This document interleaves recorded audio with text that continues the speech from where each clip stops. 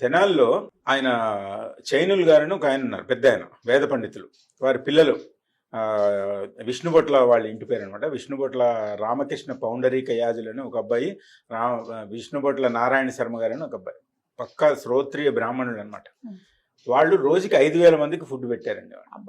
ఏంటి మామూలుగా మేమంతా ఒక సింగిల్ ఐటెం చేసి ప్యాక్ చేసి ఇచ్చేసేవాళ్ళం మనకున్న దాన్ని బట్టి. వాళ్ళు రోజుకి 4 ఐటమ్స్. మీకు లెక్క చెప్తే మీరు ఆశ్చర్యపోతారు.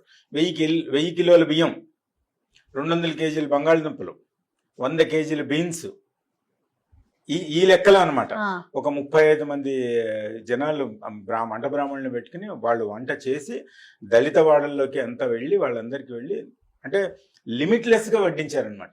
ఆ పెద్ద ఆయన వెనకాల నుండి చెప్తుండే, బాబు కూర సమృద్ధిగా వడ్డించు, ఎక్కడ ఆపాల్సిన గరిట నిండా వడ్డించు, తక్కువ వడ్డిస్తున్నావు నువ్వు అని చెప్పాడు. మీరు వీడియో చూస్తే అనిపిస్తుందండి, నిజంగా దేవతలు వాళ్ళ రూపంలో వచ్చారా అని అన్నట్టు అనిపిస్తుంది అనమాట. సామాన్యమైన విషయం కాదు. 69 డేస్ నుంచి చేస్తున్నారు. మధ్యలో ఒక స్పెషల్ ఐటెం చేయాలని చెప్పి మైసూర్ పాక్ 5,000 మైసూర్ పాక్ ముక్కలు చేశారండి వాళ్ళు. నిన్న 69వ రోజు, నిన్ననే వీడియో చూశాను నేను. బ్రెడ్ హల్వా చేశారు. 2,000 బ్రెడ్ ప్యాకెట్లు ఎన్నో తీసుకొచ్చి బ్రెడ్ హల్వా. అంటే చెయ్యడమే కష్టం. అసలు నీకు ఆలోచన రావడం ఏంటి అసలు? ఫస్ట్ ఆఫ్ ఆల్ అందులో వాళ్ళు శ్రోత్రియ బ్రాహ్మణుడు. పొద్దున్న 4 లేస్తే వాళ్ళంతా ఈ కార్యక్రమం అంతా అయిన తర్వాత మళ్ళీ సాయంకాలం 4 వచ్చి దేవతార్చన అవన్నీ చేసుకుని నిత్యాగ్నిహోత్రం చేసుకుని అప్పుడు భోజనం చేసి కూర్చుంటే మళ్ళీ పోలీసు వాళ్ళకి కొంచెం స్నాక్స్ ఇవన్నీ చేయడం, మళ్ళీ రాత్రి కూరలు అవన్నీ తెచ్చుకోవడం, తరుక్కోవడం, రాత్రి 12 పడుకోవడం, మళ్ళీ పొద్దున్న 4 రావడం. ఇట్లా 69 రోజుల నుంచి చేస్తున్నాడు. పెద్ద ఆయన ఒక్క మాట అన్నాడండి, నాకు చాలా టచింగ్ అనిపించింది. వాళ్ళని ఏదో కష్టపడి మొత్తానికి అడ్మిట్ చేసి ప్రెస్ ముందరికి తీసుకొచ్చారు వద్దంటే. అంటే మీరు చేసిన సేవ తెలియాలండి. నేను పొద్దున లేవగానే చంద్రశేఖర సరస్వతి గారు ఉన్నారు కదా, మనం కలిసి కామకోటి పీఠం పెద్ద ఆయన, నడిచే దైవం అని చెప్తారు ఆయన.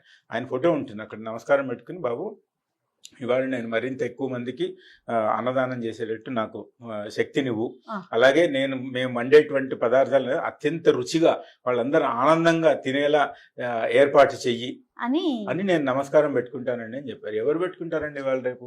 మన కొంతమంది వీళ్ళ బ్రాహ్మణులు అది ఇది అంటారు. వాళ్ళే నిలబడి చేశారు. వాళ్ళు చేసింది కూడా అట్టడుగు దళిత వర్గాల వాళ్ళకి.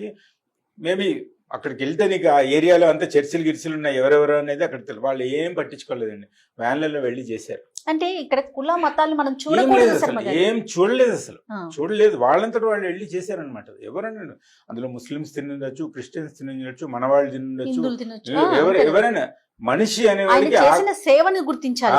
ఆకలికి మతం లేదు కదండి. ఆకలి ఎవరికైనా ఆకలి. ఇప్పుడు మా ఇంటికి వస్తాడు, మా కూరల అబ్బాయి వస్తాడు, ముస్లిం అబ్బాయి, నేను 4 సార్లు నిత్యావసరాలు బ్యాగ్ ఇచ్చా అతనికి. ఇప్పుడు మన కళ్ళ ముందర ఉన్నవాడిని ఆదుకోవాలి కదా, ఎక్కడో దూరం కాదు. మన ఇంట్లో పని మనిషి లేదా మన కళ్ళ ముందర ఉన్నవాళ్ళు. అట్లాగే వెంకట సుభద్ర రాణి అని ఒక ఆవిడ ఉన్నారు. ఆవిడ కూడా ఒక ఆర్గనైజేషన్ ఉంది. And being a lady she was so dynamic. అసలు వాళ్ళు ఇలాంటి కార్యక్రమానికి లోకారాధన అని పేరు పెట్టారు. అంటే మనం ఎవరికైతే మనం ఫుడ్ ఇస్తున్నామో వాడు దేవుడి యొక్క ప్రతిరూపాలు కాబట్టి వాళ్ళకి ఇస్తున్నాం కాబట్టి ఇది ఒక ఆరాధన, భగవంతుడికి సమర్పిస్తున్నట్టే అనేటువంటి భావనతోటి. తర్వాత భైరవారాధన. ఈ స్ట్రే డాగ్స్ కి ఇప్పుడు ఏమంటే ఎవరు షాప్స్ ఓపెన్ చేయట్లేదు, హోటల్స్ లేవు, ఆ కుక్కలకి కూడా పాపం తినడానికి ఏం లేదు. అందుకని వీళ్ళు ప్రత్యేకంగా తీసుకెళ్లి కార్లలో ఆ స్ట్రే డాగ్స్ కి పెడతారు భైరవారాధన అని చెప్పి. అంటే మనిషి యొక్క ఆలోచన ఎట్లా ఉంటుంది, చెయ్యాలి అనుకున్న తత్వం ఉన్నవాడికి అక్కడ జంతువులో కూడా ఒక దాన్ని ఏమంటే ఒక జీవం కనిపిస్తుంది అనమాట. వీళ్ళు కూడా బాధపడుతున్నారు, వీటికి కూడా చేయాలని చెప్పి. RSS వాళ్ళు కొన్ని దగ్గర 10 లక్షల మందికి భోజనాలు దేశం మొత్తం మీద, వాళ్ళ కిచెన్ లో సేవాభారతి వాళ్ళు, తర్వాత సర్వ్ నీడి అనేటువంటి ఒక ఆర్గనైజేషన్. నాకు తెలిసిన కొన్ని నాలాగా చేసిన ఇండివిజువల్స్ ఎంతమంది ఎంతమంది లేడీస్ వాళ్ళ ఇంట్లో ఏమండి ఇవాళ ఒక ముద్ద తిందాం, మనం కొంత తీసుకెళ్లి బయట పెడదామని ఆడవాళ్ళు ఎంతో మంది వాళ్ళు త్యాగం చేసిన వాళ్ళు ఉన్నారు. అంటే మద్యం ఇదైనప్పుడు ఒక లేడీ వచ్చి బయట ఆక్రోషంతో ఆవిడ అదే మేము తినడం మానేసి మా డబ్బులన్నీ చేసి మీ భోజనాల గురించి మేము పెడితే మీరు వచ్చి ఇక్కడ తాగుతారా అని ఆక్రోశపడిందని మనం ఇంతకు ముందర ఎపిసోడ్లో మాట్లాడుకున్నాం మనం. అంటే అందులో ఎంతో అర్థం ఉందన్నమాట. వీళ్ళు ఎందుకంటే అయ్యో పాపం మన గవర్నమెంట్ వాళ్ళు అన్నీ చేయలేరు అని చెప్పి వీళ్ళు చేశారు కదా అనేది ఆ దృష్టిలో పెట్టుకుని చేసినప్పుడు వాళ్ళకి న్యాచురల్ కోపం వస్తుంది. పిల్లలు ఏమైనా మనం అనుకున్నది ఒకటి చేయకపోతే కోపం రాదు, అట్లాగే ఆమెకు కూడా కోపం వచ్చింది. వలస కార్మికులకి ఎక్కడ నిజామాబాద్లో భట్టు రాజేశ్వర్ అని ఒక టీచరు, 100 మంది టీచర్లు పోగయ్యి వాళ్ళందరూ అమౌంట్ కాంట్రిబ్యూట్ చేసుకుని వలస కార్మికులకు అందరూ రోడ్డు మీద వెళ్తుంటే వాళ్ళకి అక్కడ అన్నాలు ఉండి పెట్టారండి. వాళ్ళు ఎంతమంది అసలు నిజంగా ఒకళ్ళు కాదు. నాకు అదే అనిపించింది, మానవత్వం బతుకుందనడానికి ఇది ఒక పెద్ద ఉదాహరణ అన్నమాట. అంతే, అంతే. ఎంతమంది దేశం మొత్తం మీద కొన్ని వందల మంది ఇట్లా రోడ్డు మీదకి వచ్చి వలస కార్మికులకి అయితేనేంటి, ఇంకొకతను గంగారెడ్డి గారు అని చెప్పి ఇవాళ పేపర్లో చదివాను. ఆయన దగ్గర దగ్గర 2 లక్షలు 3 లక్షలు ఖర్చు పెట్టి ఒక 20 ట్రక్కుల్లో వలస కార్మికులను ఎక్కించి డబ్బులని అతను భరించి పంపించాడండి. సోను సూద్. సోను సూద్, ఎస్. అసలు ఏంటి Real hero మనిషా? అనిపించాడండి. అసలు అట్లా కాదు, అతను మనిషా అని అనిపించింది నాకు. మనిషా ఏంటి అసలు, దేవుడు మామూలుగా కూడా అసూయ పడతాడేమో దేవుడు కూడా అనిపించిందండి. ఆశయపడతాడేమో అన్నట్టు. నిజంగా అసలు ఏంటండి, ఒక 180 మంది ఆడపిల్లలు కొచ్చిన్ లో వాళ్ళు అడ్డుపడిపోతే వాళ్ళకు స్పెషల్ ఫ్లైట్ అరేంజ్ చేయించి ఇతని ఖర్చు మీద పంపించాడు. కొచ్చిన్ నుంచి బాంబే వరకు పంపించాడంటే నిజంగా పాదాలకి నమస్కారం పెట్టి, దేవుడికి పెట్టాల్సిన అవసరం లేదు. ఆ దేవుడు ఆ రూపంలో వచ్చాడు, అంతే. ఆయన నమస్కారం పెట్టుకోవడం. మరింత ఆయురారోగ్యాలు ఇవ్వాలని నేను కోరుకోవాలి మనం. అనేది ఏంటంటే, ఈ సోషల్ మీడియాలో ట్రెండ్ అవ్వాల్సినటువంటి సబ్జెక్ట్స్ ఇవి. Yes. వాడేదో చేశాడు, వీడేదో కొట్టుకున్నాడు, వాడు ఇంత వీడింత అని ఏదేదో రకరకాలు చెప్తున్నాడు. అవి కాదు మనకు కావాల్సింది. అదే వాళ్ళకు అంటే దైవం మానుష రూపేణ అంటారు. ఇలా భగవంతుడు మనుష్య రూపంలో వచ్చి ఇంతంత సేవలు చేసిన వాళ్ళు. మేము చేసేది రోజుకి 200 మందికి పీనట్స్. మనం చేసాం, okay, I'm very much satisfied. జీవితంలో ఒక మంచి పని చేయడానికి భగవంతుడు అవకాశం ఇచ్చాడు అని నేను మొన్న కూడా ఎవరితో అవకాశం ఇచ్చాడు. ఇలాంటి అవకాశం మళ్ళీ నాకు వద్దని కూడా చెప్పాను.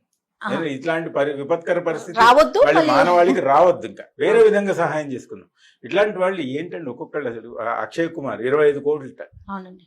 ఇప్పుడు టాటా గారు 1500 కోట్లు ఇచ్చారంటే పెద్ద వ్యాపార సరే, సామ్రాజ్యం అది ఎవరి స్తోమత వారిదనుకోండి. అని చెప్తున్నాను. అసలు ఏంటి, ఒక ఇండివిజువల్, అవును, అవును, ఒక ఇన్స్టిట్యూషన్ ఇవ్వడం వేరు, అవును. ఒక ఇండివిజువల్ 25 crores ఇట్లా తీసి ఏదో ఏంటంటే చారానా ఇచ్చినట్టు జేబులను తీసి ఇచ్చాడండి. వీళ్ళందరూ నిజంగా దేవతా స్వరూపులే వీళ్ళందరూ. Yes. ఇట్లాంటివి ఎక్కువ ట్రెండింగ్ అవ్వాలి, ఇట్లాంటివి చర్చ జరగాలి. దాంతో ఏమవుతుందంటే జనాలు స్ఫూర్తి పొందుతారు బేసిక్ గా. అవును సార్. ఇప్పుడు వాళ్ళు అక్కడ వేద బ్రాహ్మణులు చేసిన, మేము కూడా చేసాం మొన్న 120 మంది అవును. బ్రాహ్మణులకి. ఎందుకంటే నేను చూసాను. బ్రాహ్మణులు అయితే ఏంటి, కళాకారులు అయితే ఏంటండి, వాళ్ళు చెయ్యి జాచి అడిగే పరిస్థితిలో ఉండరు. నేను బీయింగ్ కర్ణాటక మ్యూజిక్ ఫీల్డ్ లో ఉన్నామండి, మేము ఆర్టిస్టులు కూడా చేస్తాం. మనం ఒకసారి ఆర్టిస్టుల మీద కూడా ఒక చిన్న ఎపిసోడ్ చేద్దాం తప్పకుండా. ఎందుకంటే వాళ్ళందరూ వాళ్ళ పాటల ద్వారా, వాళ్ళకి ఇన్స్ట్రుమెంట్స్ ద్వారా, వాళ్ళ ద్వారా కళల్ని పోషించేటువంటి వాళ్ళు, జీవితం అంతా దాంతో పెనవేసుకున్నటువంటి వాళ్ళు. ఎందుకంటే వాళ్ళకి కళ లేకపోతే డబ్బులు రావు. ఒక ప్రోగ్రామ్ అయితే డబ్బులు వస్తాయి, ఒక క్లాస్ అయితే డబ్బులు వస్తాయి. క్లాసు లేదు, ప్రోగ్రామ్ లేదు, వాళ్ళకి తిండి ఎక్కడి నుంచి గడుస్తుంది? ఇప్పుడు ఇంట్లో వాళ్ళు అంటారు, అరే ఈ కళను నమ్ముకున్నందుకు మమ్మల్ని పస్తు పెడతావా అంటారు. అందుకని మేమందరం అంటే కొంచెం మంది ఫ్రెండ్స్ పోగేసి నెలకి అట్లీస్ట్ నిత్యావసరాలు నెలకు సరిపడా వచ్చేటట్టు మేము కొంతమందికి పంపిస్తున్నాం అనమాట. స్టిల్ ఇంకా ట్రై చేస్తున్నాం. ఎందుకంటే ఇది 5-6 నెలలు ఇంకా ఉంటుంది, ఒక రోజులో అయిపోయేది కాదు. ఎంతో మంది కర్ణాటక సంగీత విద్వాంసులు, డాన్స్ వాళ్ళంతా జీవితం అంతా దాని గురించి, వివిధ రంగాలండి, వివిధ రంగాలు. నాటకం వేసేవాళ్ళు. ఇప్పుడు సురభి కళాకారులు, వాళ్ళకి ఏం లేదు, ఇప్పుడు ఎవరు రారు. మొన్న ఎవరో గవర్నమెంట్ వాళ్ళు ఎవరో రమణాచారి గారు ఎవరో ఏదో అంటే చెప్తున్నా, అంటే ఎంతో మంది ఉన్నారు ఇట్లాగా. అంటే ఉన్నవాళ్ళు ఎవరైనా కొంచెం వీళ్ళని కూడా దృష్టిలో పెట్టుకుని వాళ్ళకు కూడా ఇస్తూ ఉంటే, అంటే అందరికీ పంచాలి మనం. మేము కళాకారులకి చేస్తున్నాం కొంచెం ఇప్పుడు ఏదో నీడి వాళ్ళకి ఏదో మనము అన్నదానం చేస్తున్నాం, అట్లాగే ఇంకెవరైనా ఉంటారు డాన్స్ వాళ్ళకి ఇంకొకళ్ళు చేస్తుండొచ్చు. ఇట్లాంటివి దయచేసి ఏంటంటే ట్రెండింగ్ చేయండి. ఇట్లాంటివి దయచేసి ట్రెండింగ్ చేయండి. నేను ప్రేక్షకులందరికీ చెప్పేదంటే, నా గురించి గొప్ప చెప్పద్దు మీరు. ఇట్లాంటి విపరీతంగా ట్రెండింగ్ 1 మిలియన్ వ్యూస్ వచ్చేటట్టు చేయండి. ఆ 1 మిలియన్ లో కనీసం ఒక 1000 మంది స్పందించి వాళ్ళందరికీ, మీ ఇంటి దగ్గర ఉన్న మ్యూజిక్ టీచర్ కి సహాయం చేయండి, లేదా మీ అమ్మాయి చెప్పుకుంటున్న డాన్స్ టీచర్ కి సహాయం చేయండి.